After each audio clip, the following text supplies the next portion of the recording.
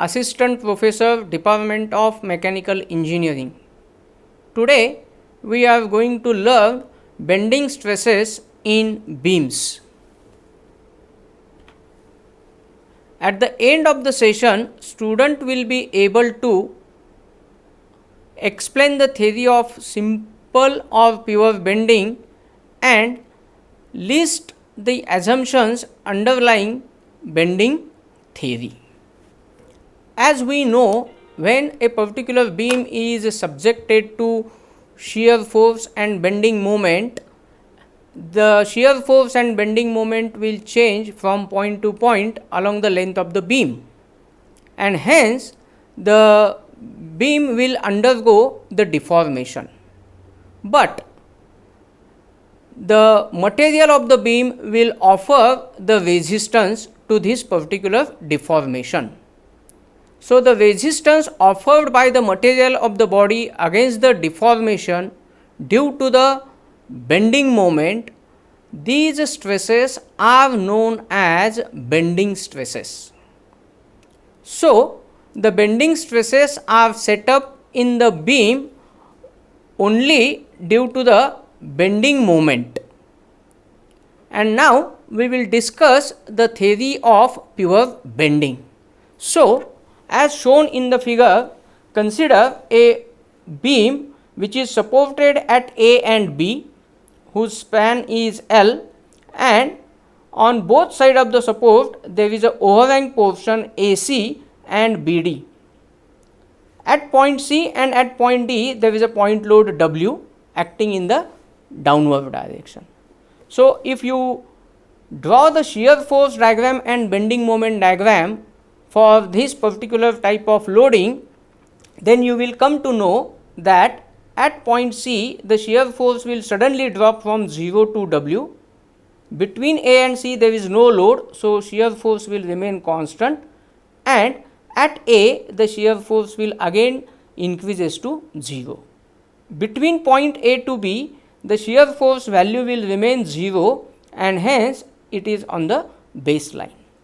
At point B, due to the reaction, the shear force will increases from 0 to W by vertical straight line, and between B to D it will remain constant and diagram will remain horizontal, and at D the shear force will decreases to 0 by vertical straight line. Similarly, bending moment at C and D is 0, whereas bending moment at A and B will be equal to minus W into A.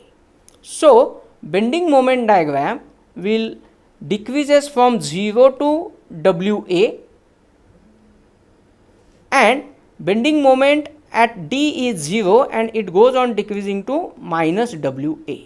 So, from these two figures we can a particular beam will be subjected to bending stresses only when for certain length of the beam or for certain length of the portion of the beam, if the shear force is 0 and bending moment is constant, then that length of the beam is said to be subjected to bending stresses, and hence the theory of pure bending states that when the certain length of the beam where the shear force is 0 and bending moment is constant, that length of the beam is subjected to bending stresses, and the stresses which will develop in that particular portion, they are only due to the bending moment.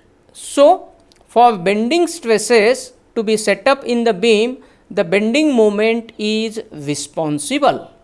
Now, we will discuss in detail this particular theory of pure bending. So, consider the section of the beam. So, consider section AB and section CD perpendicular to the axis of the beam, where NN is the neutral layer. Now, this particular section AB and section CD, they are differ by distance dx. Now, when this particular section is subjected to sagging moment at section AB and at section CD, then the beam will get bent into a circular arc as shown in the figure. So, initially before applying the moment at the section, the layers between the section AB and section CD, the layers are parallel to each other and having same length dx. But after the bending action, the section of the beam will get bent into a circular arc. So, section AB deform to A dash B dash and CD will deform to C dash D dash. And now the layers which are initially straight and parallel to each other, they do not remain straight and parallel to each other. So, the top layer AC will get deformed to A dash C dash, whereas the bottom layer BD will get deformed to B dash D dash.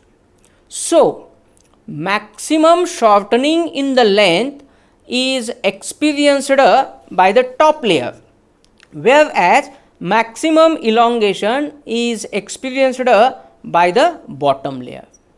So, here we can say that some layers will experience decrease in its length, whereas some layer will experience increase in its length. But in between the top layer and bottom layer, there is one layer which is neither elongated nor shortened.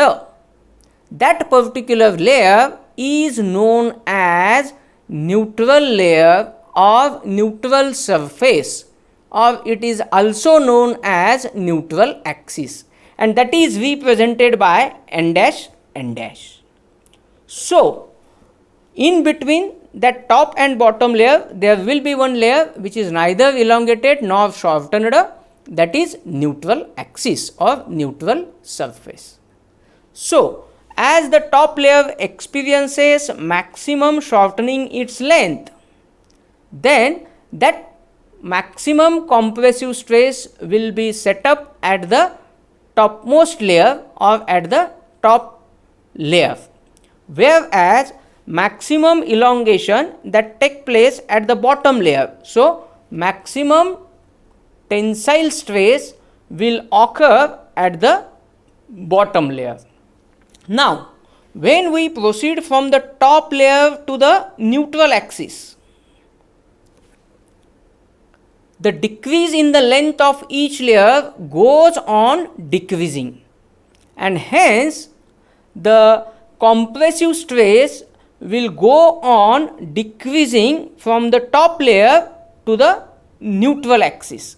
That is, at the neutral axis the stress will be 0, and when you proceed from the neutral axis to the bottommost layer, the layers which are below the neutral axis, they will experience increase in its length. So, when we proceed from the neutral layer to the bottom layer, the increase in the length of each layer goes on increasing, and hence the tensile bending stress goes on increasing from 0 at the neutral axis to its maximum value at the bottom layer. So, the amount of stress induced in a layer between the top layer and bottom layer, the amount of bending stress induced in the layer, it depends upon its position from the neutral axis. Okay. So, if the layer is at the top position or at the bottom position, the bending stress will be maximum, and the stress distribution diagram across the depth of the section, you can draw it as the top layer experiences maximum shortening, therefore maximum compressive stress will occur at the top, it goes on decreasing, and at the neutral axis it will be 0, and from the neutral axis the tensile stress goes on increasing and it will be maximum at the bottom. So, tensile stress will be induced below the neutral axis and compressive stresses will be induced at the layer which are above the neutral axis. So, this is the theory of pure bending. Now, what are the assumption made in theory of pure bending? Each layer is free to expand or contract independent of its position. The radius of curvature is large as compared to the dimensions of the beam. The beam material is isotropic and homogeneous. Young's modulus in tension and in compression is same. The layers which are in plane before bending, they will remain in plane after bending. So, these are certain assumptions which are made in the theory of pure bending.